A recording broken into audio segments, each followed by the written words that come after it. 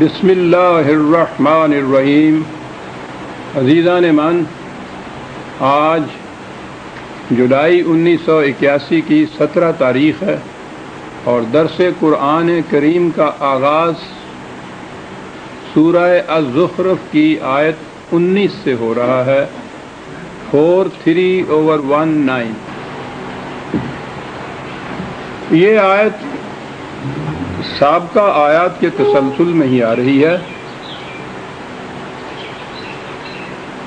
رسول ایک عظیم انقلابی شخصیت ہوتی ہے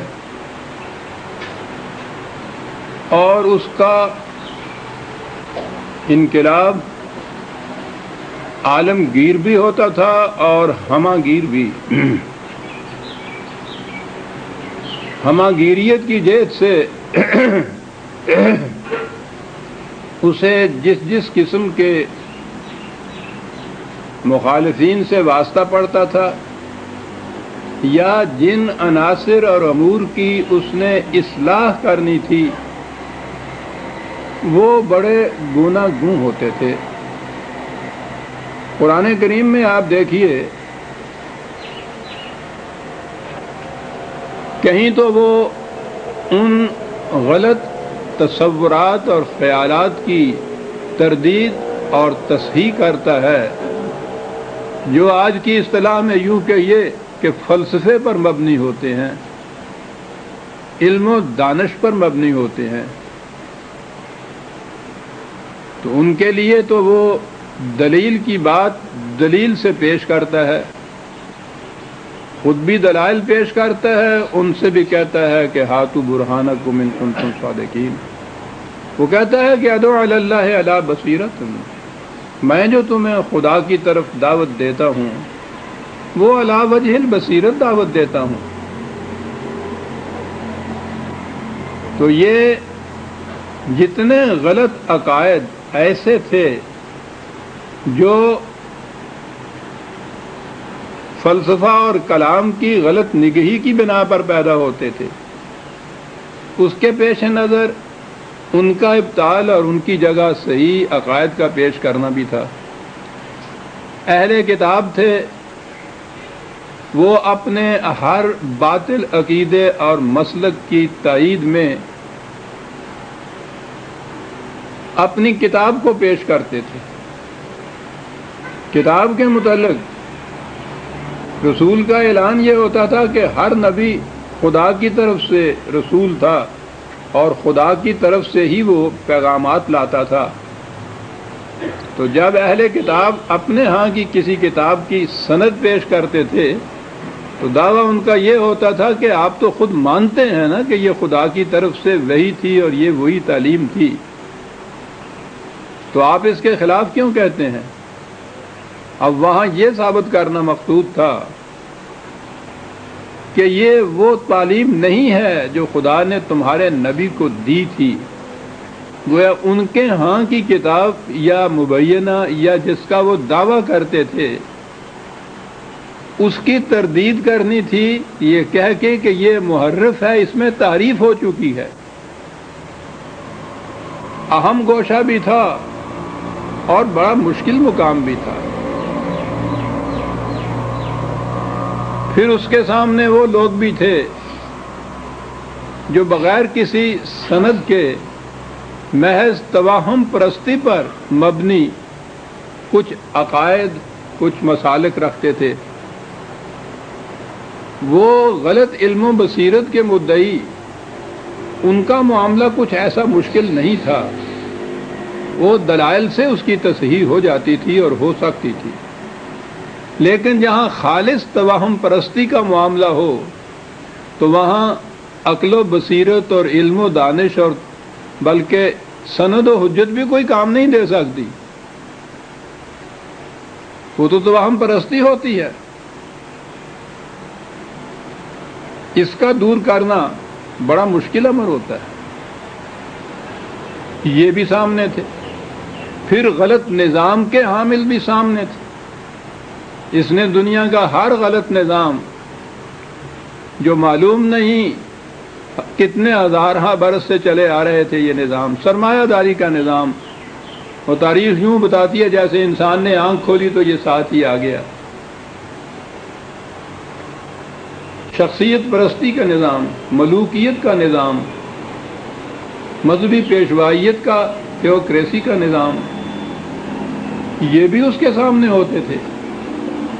ان کی تردید بھی کرنی تھی، ان کی جگہ مثبت نظام بھی دینے تھے۔ تو آپ غور کیجئے کہ ایک رسول کے سامنے جو اس کا مشن تھا، جس گوشے میں اس نے انقلاب برپا کرنا تھا، وہ کتنے متنوع گوشے تھے،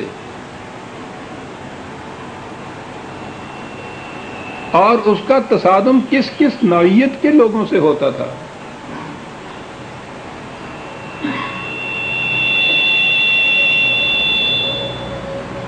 پچھلی آیات میں اس توہم پرستی پر مبنی جو اعتقادات تھے ان کا ذکر تھا۔ عرب تو براہ راست ملائکہ کو خدا کی بیٹیاں کہتے تھے۔ باقی مذاہب میں یہ ایرین مذاہب جنہیں کہتے ہیں، ان کے ہاں بھی مثلا ہندوستان میں یہ دیویاں جو تھیں، دیوتاؤں، ان کو تو یا خدا کا یہ اوتار مانتے تھے، اولاد بھی مانتے تھے۔ دیویاں جو تھیں یہ بیٹیاں ہی مانتے تھے یا بیویاں مانتے تھے خدا۔ ایران میں بھی اسی قسم کے عقائد تھے، اور جیسا کہ میں نے عرض کیا ہے، عربوں کے ہاں تو یہ عام عقیدہ تھا کہ ملائکہ خدا کی بیٹیاں ہوتی ہیں۔ تو پچھلی آیت میں تو ان کی تردید انہی کے ایک مسلک کی روح سے کی کہ یہ بات تو ہم بعد میں کریں گے کہ ملائکہ جو ہیں وہ بیٹیاں ہیں یا بیٹے ہیں، مرد یا عورتیں ہیں۔ پہلے یہ بتاؤ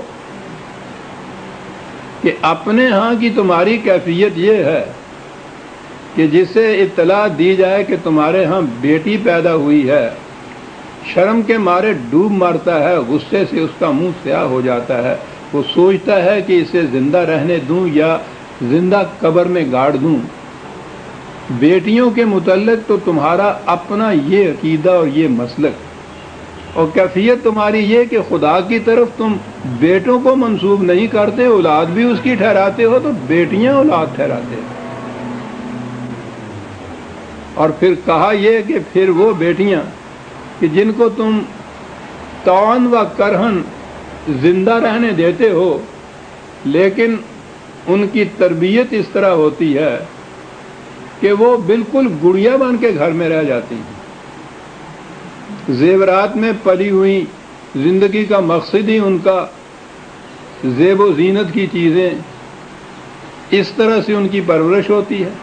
اور کیفیت یہ ان کی ہوتی ہے کہ اگر ان کا کوئی اپنا معاملہ ایسا آ جائے جس میں کوئی نزاع پیدا ہو، اختلاف پیدا ہو، جھگڑا پیدا ہو، وہ اپنا کیس خود بیان نہیں کر سکتی۔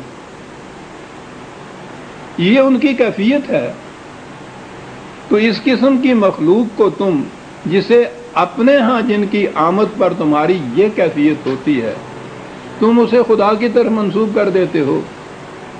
سوچو تو صحیح، کہنے کے لیے یوں کہیے کہ تم سے بہرحال عیسائی اچھے، وہ خدا کی بیٹی نہیں خدا کا بیٹا تو مانتے ہیں، اور ادھر عیسائیوں کی خدا کے بیٹے ہونے کی تردید جس طرح سے کی ہے، ایک فکرے میں تردید کر دی۔